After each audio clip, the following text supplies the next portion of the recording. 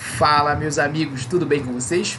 Comigo está ótimo. Estou com muita saudade de vocês, não vejo a hora de nos encontrarmos de maneira presencial, tá? Para nós termos aquele tipo de aula que nós adoramos, né? Para eu poder ouvir as contribuições de vocês, para vocês poderem me ouvir também de uma maneira mais emocionante, como a gente está habituado a ter.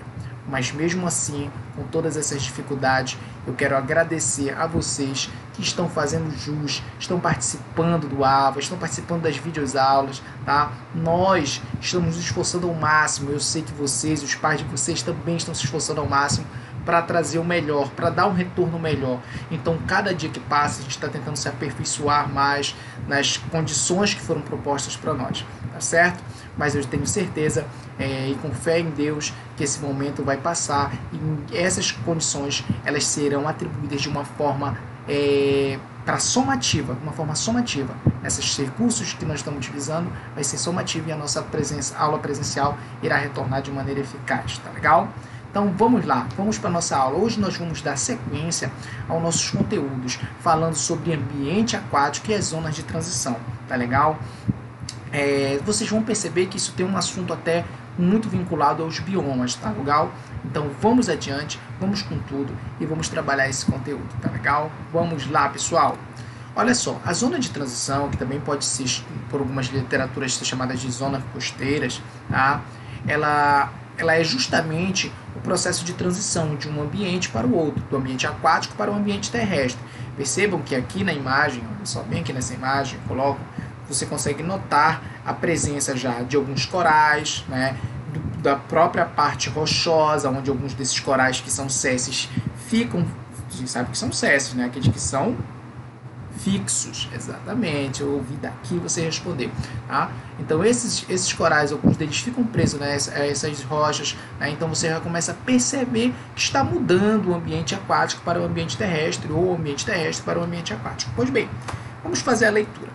Além de dividir os ecossistemas em aquático e terrestre, podemos também falar em ecossistemas de transição ou biomas de transição, que, como o nome já diz, tá, está em trânsito de um ecossistema para o outro, de um ecossistema terrestre para um ecossistema aquático ou vice-versa, tá legal?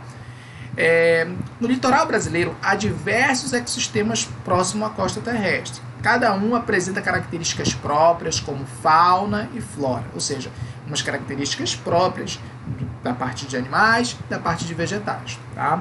Os principais ecossistemas brasileiros associados ao litoral são os manguezais, tá? As restingas e dunas, que nós iremos falar junto, tá? Entre elas, e os costões rochosos. Costões rochosos, eu acho que eu até falei de maneira equivocada. Costões rochosos, tá bom? Então vamos lá, vamos falar um pouquinho sobre essas mudanças de ecossistema, essas estruturas, esse meio de transição de um ecossistema aquático para o terrestre ou terrestre para o aquático, tá bom? Vamos começar pelos manguezais. Olha só que imagem deslumbrante eu coloquei aqui. Essa imagem daqui é o nosso Mangal das Garças aqui na nossa região, né? Lá aqui em Belém do Pará. Lá na Cidade Velha, nós temos o Mangal das Garças. E você consegue perceber que provavelmente muitos de vocês já foram lá, e vocês já foram nessa ponte aí. E vocês provavelmente já olharam para baixo. Né? Você consegue notar lá os mangues, né? Pelo próprio nome, manguezais, é o vegetal que se encontra em maior condições nesse ambiente de transição. Tá? Na verdade, são poucos os vegetais que conseguem ficar nesse ambiente aí, por conta de algumas características do solo. Então, esses manguezais ele tem uma grande diversidade de fauna, não é de flora, de fauna, ou seja, você tem muitos animais lá. Gente, se vocês ainda não foram, ou se já foram e querem visitar novamente, eu aconselho, é um local muito bacana, vocês têm paisagens deslumbrantes. Se não conhecem, conheçam, peçam para os seus pais, assim que possível, quando acabar todo esse processo de pandemia, e visitar esse local. É muito bacana, vocês vão se divertir, tá? Dá para bater fotos bem maneiras. E conhecer, obviamente, o Mangal das Garças. Tá legal? Eu botei aqui em cima também uma outra imagem, né, de um outro manguezal, não é o nosso, tá? Do Mangal das Garças, é um outro tipo, de um outro lugar.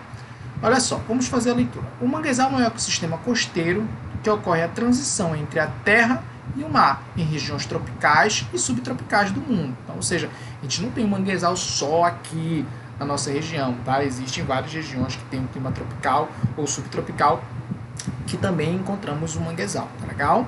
Olha só, são caracterizados não obrigatoriamente só pela mistura entre as águas doce e salgada que se encontram, né? Tipo, você tem a água doce, a água salgada que se encontram. Não é a característica principal deles, tá? Mas também é uma característica, obviamente, mas não é só isso, tá? As plantas que compõem o manguezal dominam a paisagem desses ecossistemas. São os mangues, obviamente, pelo próprio nome já diz manguezais, tá? Existem 3 tipos de mangues, 3 principais. O mangue vermelho, o mangue preto e o mangue branco. Vocês não vão encontrar uma grande diversidade de vegetais nessa região. Por quê? Porque o solo ele é um solo pobre em oxigênio, tá? Ele tem poucos recursos, é um solo instável, a concentração de sal é muito grande, então não tem características tão favoráveis para o desenvolvimento de outros vegetais. O mangue já apresentou uma adaptação a esse tipo de solo, justamente para poder sobreviver. Para essas condições ocorrerem, é um processo de muitos e muitos anos, tá bom? Desculpa. Então, o manguezal, ele apresenta características que fazem com que eles sobrevivam a esse tipo de condições do solo. Então, não é um solo que vai apresentar condições, digamos assim, com facilidade para o desenvolvimento de outros vegetais. Muito pelo contrário, ele tem um recurso limitado e ele é completamente instável.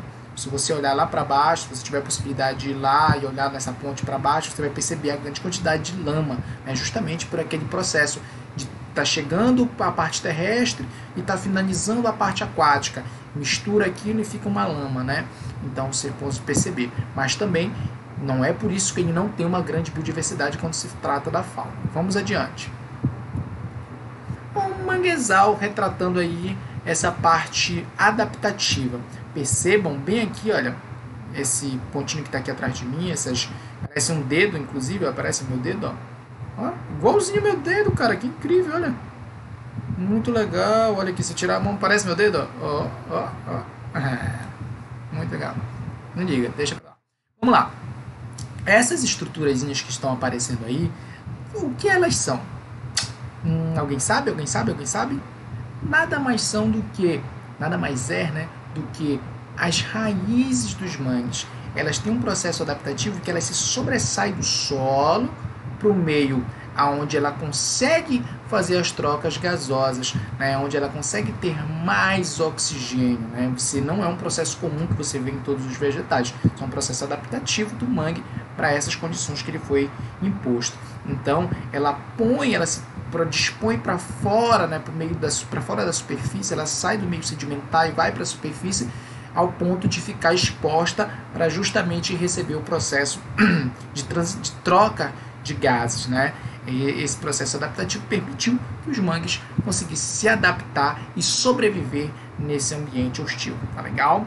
Olha lá, os mangues apresentam adaptações que lhe permitiram sobreviver num ambiente com características estressantes, como o manguezal, pois ocorre mistura de água doce e salgada, denominada de água salobre, uma água que é imprópria, né? É imprópria. E ela é mal arejada, não entra tanto com facilidade de oxigênio. As raízes aéreas são adaptações para o solo pobre em oxigênio, como a gente já havia falado, tá legal? Nos mangues, as raízes emergem debaixo do sedimento, como a gente havia dito, e vão para a superfície, tá?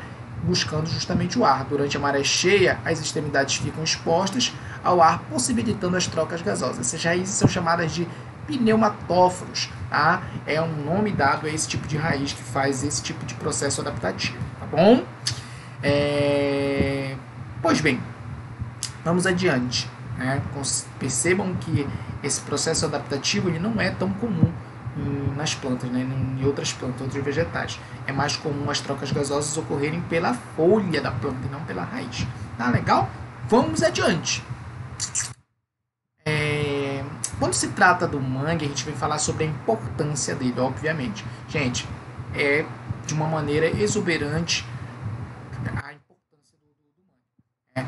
No sentido da biodiversidade que aquele local tem, tá? A quantidade de animais que lá estão vivendo, né, tendo o seu nicho ecológico, participando do processo do ecossistema. As regiões, pessoas que vivem ao redor dessa estrutura aí, desse tipo de zona de transição, que utilizam recursos dessa área de maneira moderada, de maneira que faz com que aquela pessoa tenha recurso alimentar ou até econômico, sem explorar de uma maneira exorbitante, que não consiga, aquele ambiente não consiga se restaurar, mas de uma maneira sustentável. Então é importante economicamente também. Tá? O manguezal possui uma variedade de nicho ecológico. Isso significa que abriga uma fauna diversificada. O que é o nicho ecológico? Acabei de retratar ainda há pouco.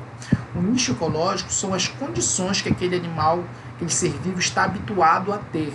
Né? Por exemplo, alimentação, né? Reprodução, abrigo, água, ou seja, são aquelas condições, aqueles hábitos que ele tem que faz com que ele consiga sobreviver com qualidade. Vamos tentar trazer um exemplo.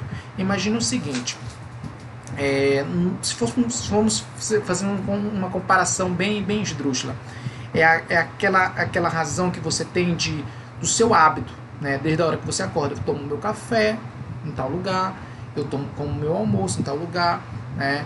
Eu durmo em tal lugar. Então tem todos esses parâmetros que você faz no dia a dia. Então isso seria um nicho ecológico, né? Claro, de uma maneira bem exemplificar, né?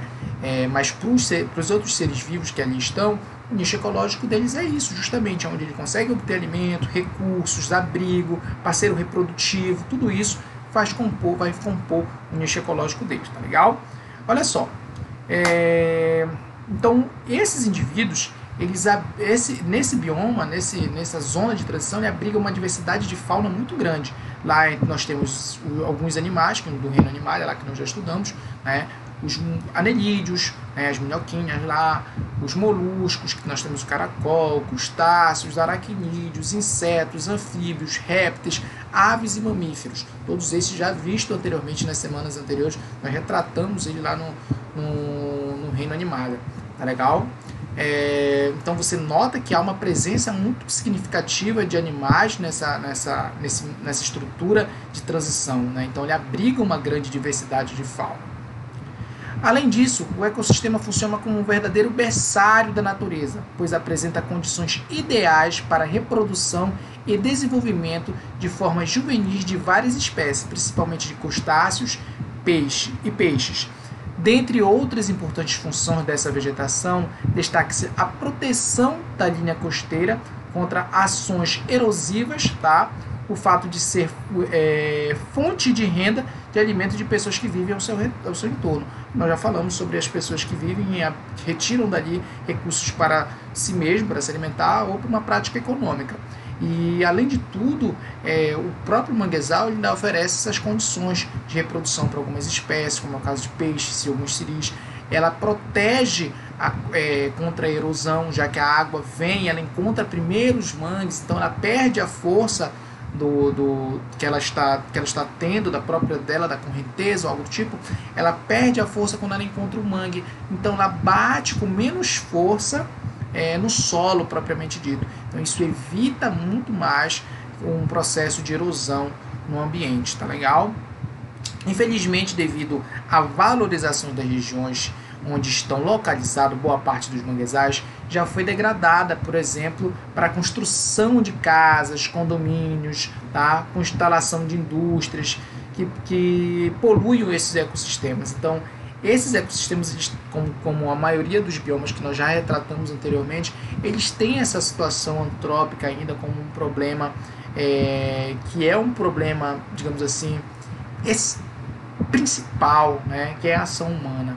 Essas regiões já foi bastante degradada justamente para fazer casas, para fazer condomínios. Se nós formos lá no Mangal das Garças, ele é um vestígio do que toda aquela área ali já obteve também. Aquela área já teve muito mangue, né? E agora ela é uma área limitada para visitação, que não se tem mais a grande quantidade que se tinha anteriormente. Tá legal? Então essa é uma ação humana que ainda atrapalha esse fator desse ecossistema, dessa zona de transição. Além da caça ilegal, às vezes, que não respeita o período de reprodução de alguns animais, né, e faz a busca desses seres vivos em excesso, fazendo que algumas espécies possam correr até o risco de extinção. Então, isso são fatores que vêm trazendo problemas para essa área, tá legal?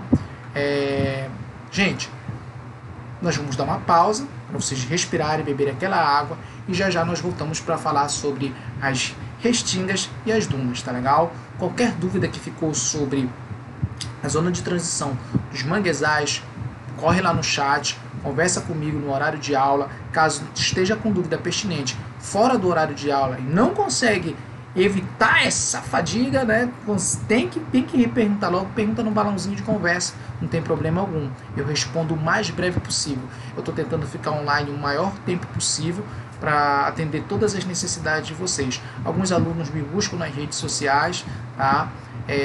Só que nem sempre eu estou nas redes sociais. Justamente eu estou nos canais, digamos assim, de comunicação com vocês mais habitualmente. Não tem problema se me buscar na rede social. Se eu ver, eu vou lá e vou responder, tá bom? Gente, um abraço no coração de vocês e já já nós estamos aí. Vamos com tudo, gente!